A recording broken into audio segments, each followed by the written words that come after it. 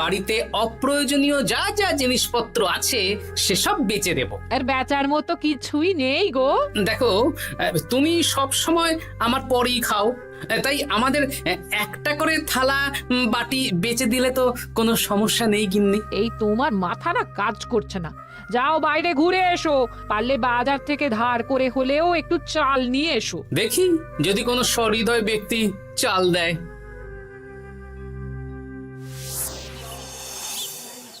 না গোপাল দাদা, বাজারের অবস্থা খুব খারাপ, আর আমি ধারে বিক্রি করছি না। আহা, আরে আমি কোনোদিন তোমার একানাও বাকি রেখেছি বলো?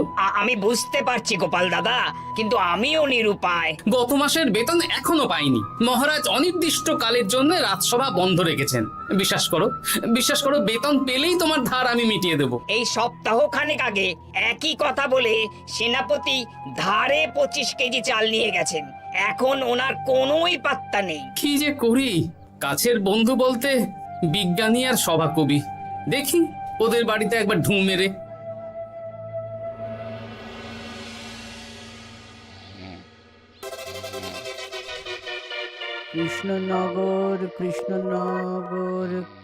কৃষ্ণনগর শূন্য। হ্যাঁ, এবারে একটা মোহরও নেই। জাহাপানা সর্বনাশ হয়ে গেছে। কি হলো? পালে বাঘ পড়েছে নাকি? এই ঘুমের 12টা বাজিয়ে দিলে। জাহাপানা, এবারে কৃষ্ণনগর থেকে একটা মোহরও খাজনা আসেনি। হ্যাঁ, বলো কি?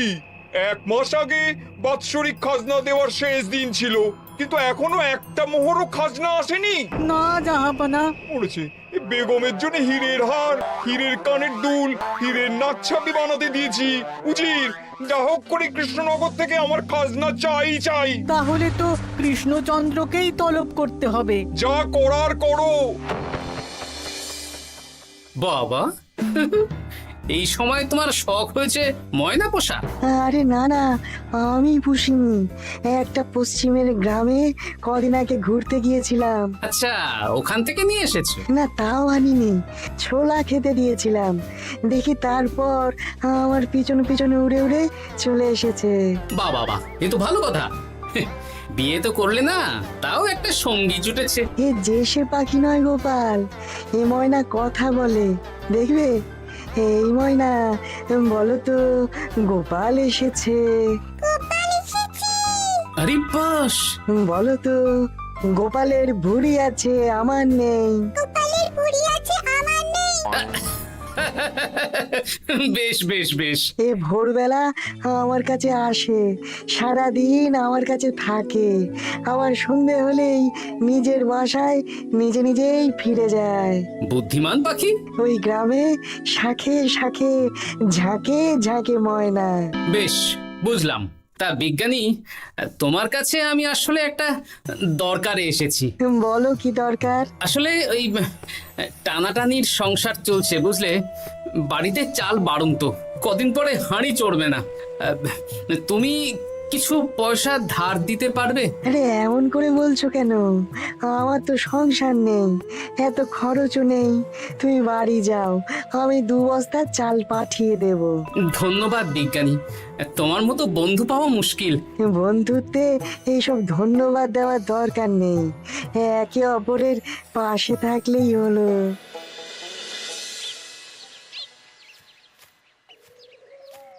এ কি গো, খালি হাতে ঢুকছো যে? বিজ্ঞানী আমাদের 2 বস্তা চাল পাঠাবে, তাই কিছুটা হলেও চিন্তা কমলো, বুঝলে। ওমা, এই তো সারা বাজার ঘুরে তো ধারে চাল পেলাম না। অগত্যা বিজ্ঞানীর বাড়ি গেলাম। উনি সত্যি তোমার বন্ধু? হ্যাঁ গিন্নি, জানি না কতদিন আমাদের রাজসভার সমস্যাটা চলবে। দেখি অন্য কোনো কাজে লাগতে হবে, বুঝলে। এই দেখো যা করার তাড়াতাড়ি করো, এভাবে তো আর চলতে পারে না গো। কি নবাব বাহাদুর আমাকে ডাকছেন? হ্যাঁ, জাহাপনা আপনার উপরে রেগে আছেন। অতি সত্বর আপনাকে দেখা করতে বলেছেন। এবারে চাষাবাদের মন্দার কারণে রাজস্ব আদায় তেমন ভালো হয়নি, তাই খাজনা পাঠাতে পারিনি। আর কিছুদিন অপেক্ষা করতে বলুন, আমি ঠিক খাজনা পাঠিয়ে দেব। এখন আর খাজনা নিয়ে কথা বলবেন কিনা জানি না। আপনাকে নবাব এই আদেশ পাঠিয়েছেন, আপনি 2 দিনের মধ্যে নবাব বাহাদুরের সাথে দেখা করবেন। আচ্ছা ঠিক আছে।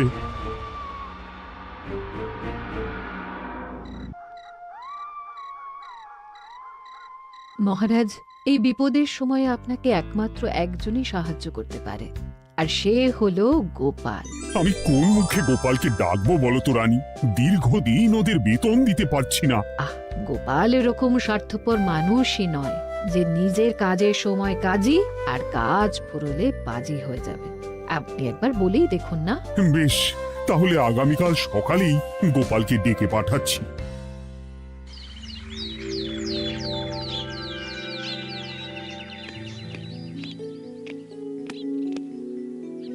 আসতে পারি মহারাজ? হ্যাঁ গোপাল, এসো এসো। মহারাজ আমাকে হঠাৎ ডেকে পাঠালেন যে? শোনো, নবাব বাহাদুর বলেছেন ওখানে যেতে হবে, কারণ এবারে কৃষ্ণনগর থেকে কোনো খাজনা পৌঁছয়নি। মহারাজ, আপনি গেলেও বিপদ, না গেলেও বিপদ। হ্যাঁ, সেটাই তো আমাকে সবচেয়ে বেশি ভাবাচ্ছে, কিন্তু না গেলেই যে নয়। তাহলে এক কাজ করি মহারাজ, আমিও বরং আপনার সাথে যাই। যা বিপদ আসবে একসাথে লড়বো। ও গোপাল, তুমি যেন আমার বুক থেকে পাথর নামিয়ে দিলে। তোমাকে যে কি বলে ধন্যবাদ জানাবো। তাহলে কখন বেরোবেন বলুন? আজকে সন্ধ্যের দিকে বেরিয়ে পড়বো, তাহলে কাল সকাল সকাল মুর্শিদাবাদ পৌঁছে যাব। কতদিন থাকতে হবে তো কিছুই জানি না, তাহলে ওই 3-4টে জামা কাপড় ধুতি নিয়ে নেব, কি বলেন? হ্যাঁ হ্যাঁ, তাই নিও। তাহলে সন্ধ্যেবেলা রাজবাড়িতে এসো, একসাথেই বেরিয়ে পড়বো। আচ্ছা মহারাজ। বলি, তোমার কি মুর্শিদাবাদে না গেলেই নয় গো? আমাকে তো যেতেই হবে গিন্নি। জানি নবাব বাহাদুর কিভাবে ছক করে কল করে, তুমি সাবধানে থেকো গো। দেখো, আমি যখন যাচ্ছি তখন নবাব বাহাদুরকে এবার সাবধানে থাকতে হবে। হ্যাঁ, ঠিক আছে, মাথা ঠান্ডা রাখবে, বেশি ওস্তাদি করতে যাবে না। এমনিতেই আমাদের অবস্থা এখন ভালো নয়। আরে তুমি অতিরিক্ত চিন্তা করো না তো গিন্নি। জাহাপনা, কন্যাগুলো কবে আসবে? এখনো 2-3 দিন সময় লাগবে বেগম। এত সময় লাগছে কেন জাহাপনা? দেশের কোণে কোণে খুঁজে সেরা সেরা হিরে দিয়ে বানানো হচ্ছে যে, সময় তো লাগবেই বেগম। তাহলে তো অনেক খরচ হচ্ছে। তাও হচ্ছে বটে, কিন্তু তোমার জন্য আমি সব করতে পারি। আমাদের মুর্শিদাবাদের হীরালালের হাতের কাজ দেশের সেরা। আপনি সত্যি আমাকে ভালোবাসেন, আমার জন্য এত খরচ করে গয়না বানিয়ে দিচ্ছেন। তুমি খরচ নিয়ে এত চিন্তা করো না। কৃষ্ণনগর থেকে এই বছর ভালো খাজনা প্রাপ্য ছিল, কিন্তু এখনো একটা কানাকড়িও আসেনি। তাহলে আপনার গয়না বানাতে যা খরচ হবে সব আপনার সিন্দুক থেকে দিয়ে দেবেন। না না না, কৃষ্ণনগর থেকেই আদায় করব, ওকে তলব করেছি। আচ্ছা, সহিস, গাড়ি ছাড়ো। যথাজ্ঞা মহারাজ। এই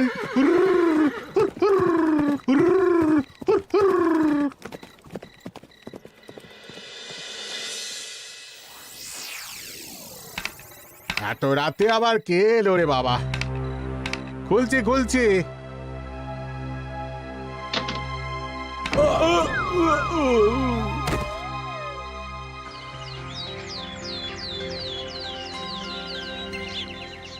সর্বনাশ হয়ে গেছে জাহাপানা। কি হয়েছে হীরালাল? নবাব বাহাদুর, মহারাজ কৃষ্ণচন্দ্র আর গোপাল এসেছেন আপনার সাথে দেখা করতে। ওদের দরবারে আসতে বলো। হ্যাঁ, এবার বলো হীরালাল, কি হয়েছে? এই, তোমার মাথায় পট্টি কেন? জাহাপানা, গত রাতে আমার সর্বস্ব লুট হয়ে গেছে। বলো কি হীরালাল? তোমার কাছেই তো বেগমের হীরের সব গয়নাগাটি বানাতে দিয়েছিলাম। হ্যাঁ জাহাপানা, সব গেছে।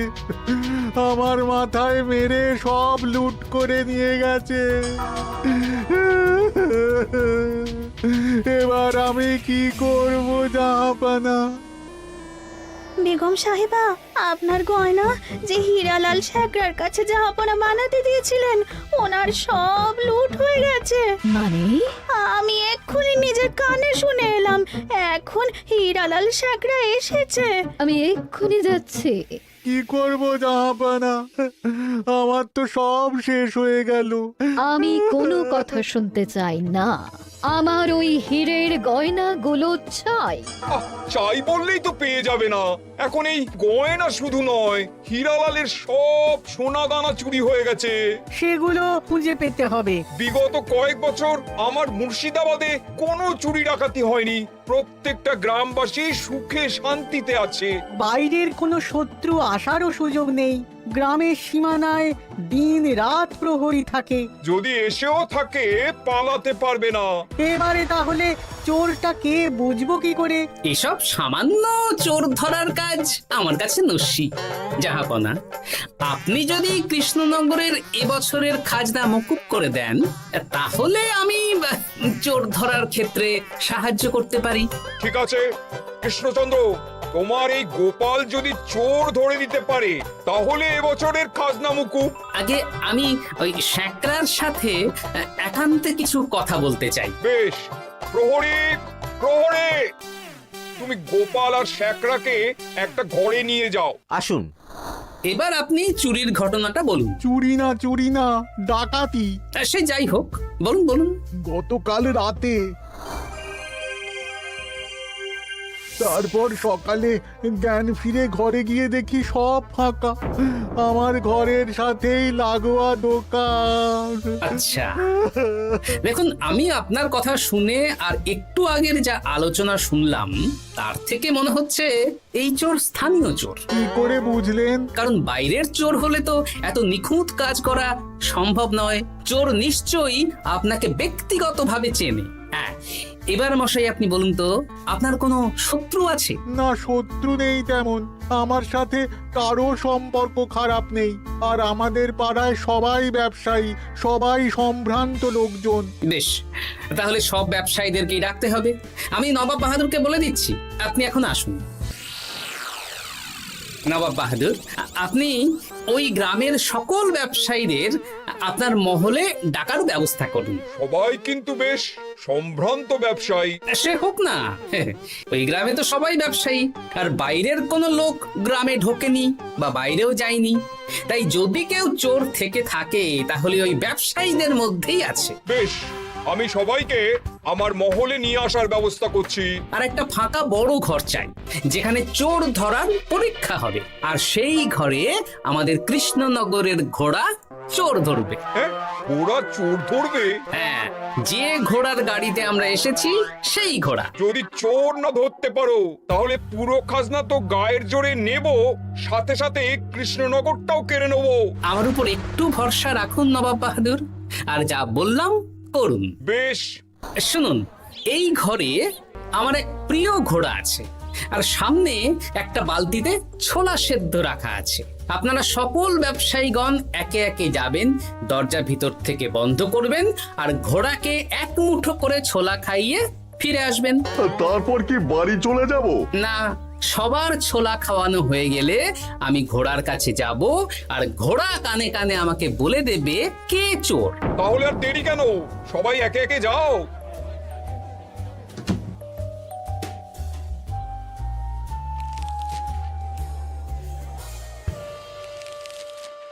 কি করি যদি ঘোড়া সত্যি সত্যি বুঝে যায়?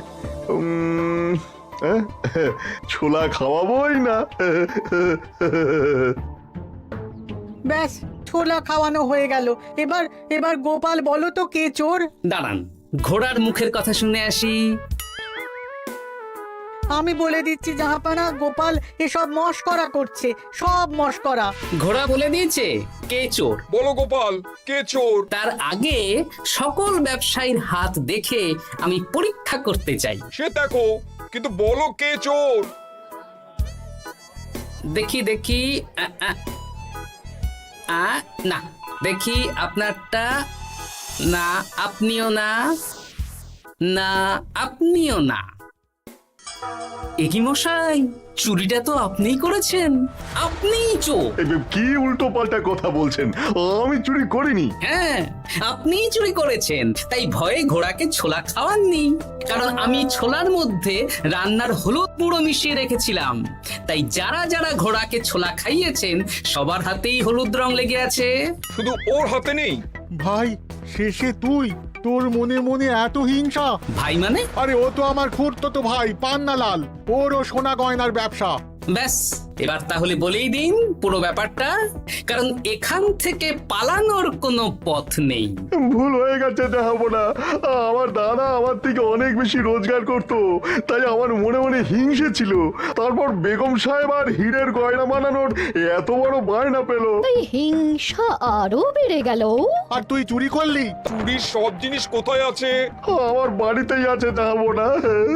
সাব্বাস গোপাল, সাব্বাস, তোমার কি বুদ্ধি! তাহলে জাহাপানা, কথা মতন আমাদের এই বছর তাহলে খাজনা দিতে হচ্ছে না। না, কথা যখন দিয়েছি তখন আমি তো আর কথার খেলাপ করতে পারি না।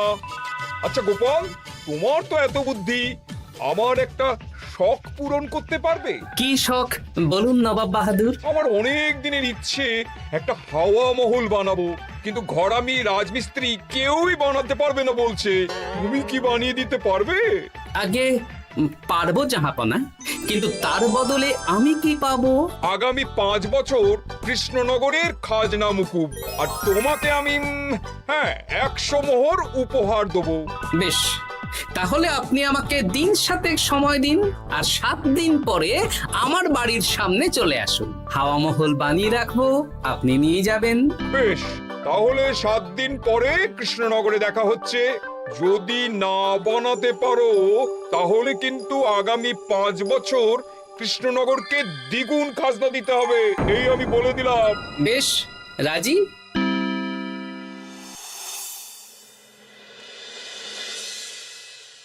বেশ তো বড় মুখ করে বলে দিলে হাওয়া মহল বানাবে।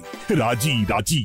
এবার যদি না বানাতে পারো, সব তো উল্টে যাবে। আপনি চিন্তা করবেন না মহারাজ, নবাব বাহাদুর আমাকে প্যাঁচে ফেলতে চেয়েছেন, তাই আমিও ওনাকে ঘোর প্যাঁচ দেব।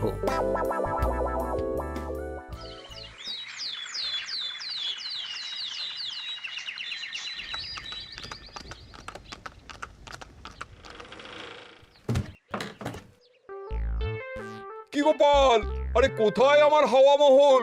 7 দিন হয়ে গেছে তো, তাই মহল দেখতে চলে এলাম। কাজ একদম শেষ পর্যায়ে, চলুন পশ্চিমের মাঠে চলুন। গিন্নি, তুমি মহারাজকে খবর দাও আর বলো পশ্চিমের মাঠে চলে আসতে। আরে তাড়াতাড়ি কর, তাড়াতাড়ি কর। ওই দেখুন, আপনার হাওয়া মহল তৈরি হয়ে গেছে। কই? উপরে দেখুন। ওরে, নবাবের হাওয়া মহল বলে কথা, ইট কথা হয়ে গেছে। এবার রং কর, রং কর। হাওয়া মহল রং করছি তো, এত তাড়া দিস না। আরে তাড়াতাড়ি কর, তাড়াতাড়ি কর। আরে এসব আবার কি?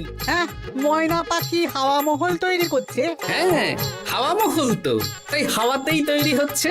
হাওয়া তো আর চোখে দেখা যায় না, আমি তৈরি করিয়ে দিয়েছি। এবার জাহাপানা আপনি নিয়ে যান। হয়ে গেল, এবারেও গোপাল দাও মেরে দিল। মানে আমি কি করে? সে তো জানি না জাহাপনা, আপনি বলেছিলেন হাওয়া মহল বানিয়ে দিতে হবে, আর আমি আপনার আবদার পূরণ করেছি। এখন আগামী 5 বছর আমরা খাজনা মুক্ত। সাব্বাস গোপাল। ওরে, রংটা ভালো করে কর, ভালো করে কর। নবাবের হাওয়া মহল। গোপাল, তুমি সত্যিই বুদ্ধিমান, তোমার বুদ্ধির জবাব নেই। শোনো, আগামী 5 বছর কৃষ্ণনগরের খাজনা মুকুব, আর এই নাও তোমার 100 মোহর উপহার। এবার বলো, তুমি এই অসম্ভবকে সম্ভব করলে কি করে? আমি বুঝতেই পেরেছিলাম, আপনার মুর্শিদাবাদের চোর ধরার পরে আপনি আমাকে যখন হাওয়া মহল বানাতে বললেন, তখন নিশ্চয়ই কোনো উদ্দেশ্য আছে। কারণ আপনি তো মন থেকে চাননি যে খাজনা না দিয়ে আমরা মুক্তি পাই। তাই গোপাল এই চালটা চাললো। যদিও আমি গোপালকে একটু সাহায্য করেছি। কিরকম সাহায্য?